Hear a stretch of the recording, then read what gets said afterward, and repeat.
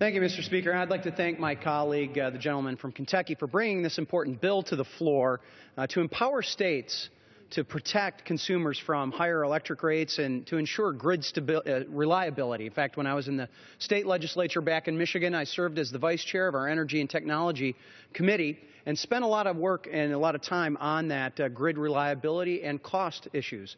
But under the Clean Power Plan, the EPA would set mandatory carbon dioxide emission levels for each state and require that they submit state plans to meet their EPA-established quote-unquote goals. While I have many concerns about the proposed rule, I am offering this amendment to highlight how the EPA's approach to calculating emissions actually discourages the kind of emission reductions that it's intended to promote. Here's how. The EPA's compliance formula does not include a way to calculate the benefits of clean energy storage. Michigan is a prime example of the importance of energy storage via the Ludington Pump Storage Reservoir located in West Michigan in the 2nd District. Ludington Pump Storage was the largest pumped storage hydroelectric facility in the world when it was constructed. And I remember as a young man, my dad was in construction, and we would do Sunday drives an hour and a half north just to see the progress on this. It's a 842-acre reservoir that's 2.5 miles long and holds 27 billion gallons of water. And in the last couple of years, it now includes a wind farm with 56 turbines that are generating an additional 100 megawatts. Ludington can generate up to 1,872 megawatts, which is enough electricity to serve a community of 1.4 million residential customers. Here's how the pump works. At night, when electric rates are low, and oftentimes the wind is blowing in West Michigan and those turbines are going, Ludington's reversible turbines down at the lake level pump water up the 363-foot hill from Lake Michigan to the reservoir.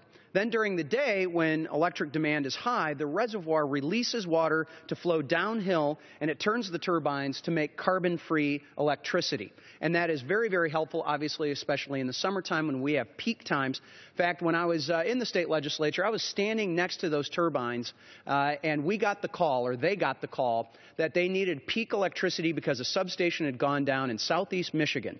And literally within 10 minutes, those turbines were spinning and producing electricity and putting it back out on the grid, thereby saving a whole lot of expenses. They were going to look at needing to go out onto the MISO system to purchase that electricity.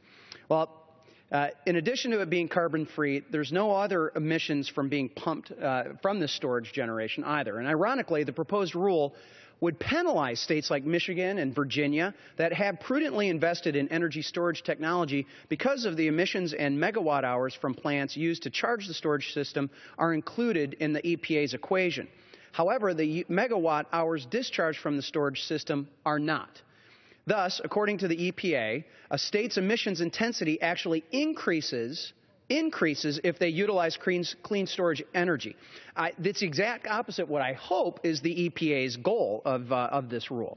The amendment simply encourages the EPA to explicitly authorize states to include clean energy storage in their compliance plans. I encourage my colleagues to support this bipartisan amendment.